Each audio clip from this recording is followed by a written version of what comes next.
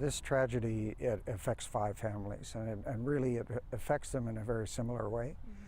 You know, we've all lost somebody that was important to us and dear to us, and you know, as far as Breyer is concerned, I saw him the day before he left, and you know, we've got a young person that was basically going out to find his fortune and to find his way of life, and you know, this circumstance has come about.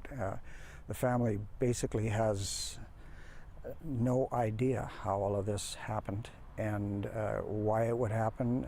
Breyer was a polite, kind young fellow, and he just graduated, and you know, it's just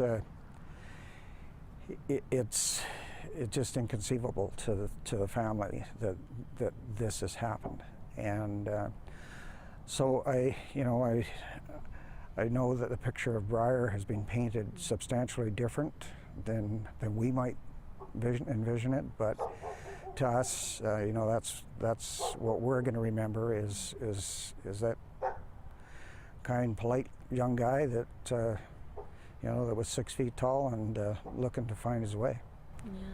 You said you talked to him, or you saw him the day before. What was he like then? Well, he was with my sister the day before. Breyer didn't have a driver's license, so my sister was he was with my sister in the vehicle. So, you know, she had said that you know, he was off the next day and going to Whitehorse to find that big job and all the money and all that stuff. So just you know, we don't have anything that hasn't been released on the media already, you know, as far as anything internal, what happened, how it happened, anything else. The RCMP have not disclosed anything to us, and so, you know, we're just waiting for all of that.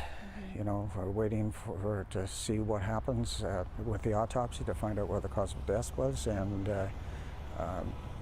it's extremely trying for the immediate family, extremely trying time, as it has been for all of the other families involved. Yeah. What about the relationship with Breyer and Cam? Did you know Cam at all, or did you ever meet him? No, I don't know Cam, and I know that they were really good friends and that they had been throughout school, and you know, that they did spend quite a bit of time together, and so that's really all I know about him. And I understand it was Cam's truck that he turned into a camper van to take on this road trip? Well, it was actually a pickup truck and a camper. Okay. So yes, it was his vehicle. Okay. As I said, Breyer didn't have a driver's license, so he didn't have a vehicle at this point. So. Okay. And so you'd never met him at any family gatherings? Or no. But it sounds like, I mean, yeah, very good friends. It sounds like both liked video games. Were they, do you know, involved in any sports teams or community groups or anything like that? No, you know, as for Breyer, I don't know about Cam. I think he was a little more outgoing than Breyer was, but you know, Breyer liked to play video games, and he liked to hike and things like that. So he wasn't involved in any teams or sports, or other than if there's teams on video games. I don't play video games, so I don't know how all that works. But yeah, but you said, like, it sounds like a very different kid from what you knew, from what you think has been portrayed, perhaps. Well, exactly. You know, and speaking to the staff sergeant in charge of the investigation, he indicated that that's not unusual, that you know, the side of folks that we see and think we see on a daily basis can change given some input that we don't know about. So you know, it's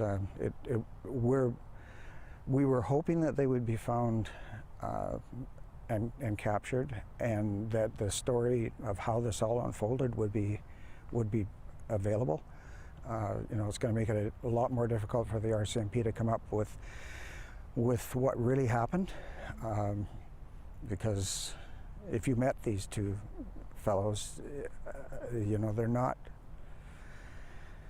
people that you would be afraid of, that they just didn't have that presence, and so it's just I don't know. You just can't explain it.